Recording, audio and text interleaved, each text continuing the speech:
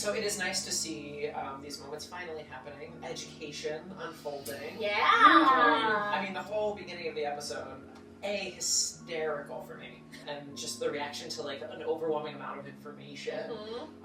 Let's unpack. Let's talk about these moments. I love the opening of episode 3. It was really, it was a challenge to write. That opening scene at first was like a little snippet, and then the more I kept researching, it just kept going and going and going and going and going. And it's so important. Like, even me, like, when I first read the script, I was like, oh my god, like, similarly, like, I know people, I'm going through some experience myself, but then, like, having it all in, like, a chunk, it's like, ooh, okay, here we go, this is happening, we're gonna have this happen, like, in TV, fuck yeah. Am I supposed to say fuck? I'm sorry. Quite frankly, it is the tip of the iceberg. Everybody will grasp it differently. Like, I just came back from Puerto Rico after a month and a half, and I used a lot of language that I used in this episode to explain to I feel like my you folks. experienced this moment. Yes, very much so. Over and over and like over. I had like photos and I had like graphics, and I was like, let's do this. Because my parents and my brother I'm like the only outlet they have for the queer community. It did not take 47 minutes, as in the episode. It was like a long process, and also because it was in Spanish, I had to tweak some ways. I had to describe certain things so that it could be understood. It was great to have this as like as a base to begin with. It was amazing, and it was fun too, because it was like, this is not scary, you know, it's not a scary thing. Let's just like make it fun. A lot of times I had to repeat them. I was like, I'm okay with you asking this question to me, because I have like mentioning to you, like, I have volunteered to give this information and I'm open to this, but like, know that not everybody will be in that same headspace, and neither do they owe you that. So it's one of those like, being like, you're cool with, I happily have volunteered to give this information, but don't assume that everyone's gonna be on that same page. But it was like incredible for them to see it and be like, Yeah, and like bouncing off of that, one thing that I wanted to be very clear about and wanted to add dialogue about was our character's interaction in Henrietta Hudson, which is the oldest lesbian bar in New York City. Yay! We hang out there so much. It's so good.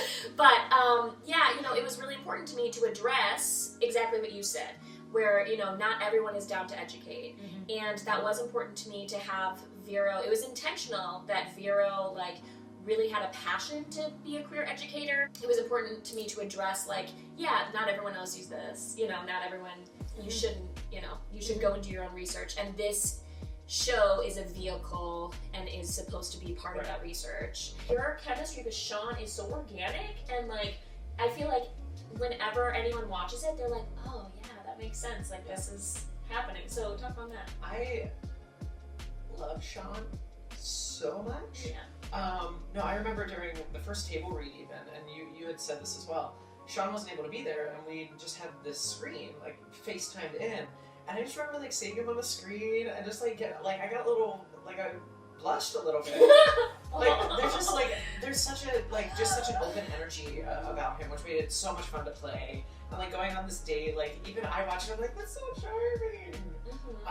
Like, to see sort of the beginnings of what this might become. For Kevin, this is something that he seeks, like, he wants to find love, and it's something that he so wants. So to find somebody that is exciting and new. T.L. Thompson played the role of T.I. First of all, I had named the character T.I. before I knew T.L. existed, which is a similar thing that happened with Vico, which is weird. Yeah, you know, T.L. had initially come in to audition for Vero, and they walked in, and I hadn't had any preconceived notion really, and then they walked in and I was like, oh, you're the DJ. Oh, there. My personal lived experience is that I identify as a queer femme, and I tend to date and be attracted to masc of center people, and you don't really see that in media. You don't really see that much. And and so I wanted to change that narrative, and I wanted to show my personal experience. If my younger self saw this, I bet things would have made sense a lot sooner. And to see someone who is ostracized by society, who's not safe in many spaces as a masc of center person and a person of color, and like, you know, to like see this person who isn't really well represented in the media in any way, shape, or form, and then to see them like exactly like have that swagger and also just kind of like be a possible love interest for our main character was really important to me.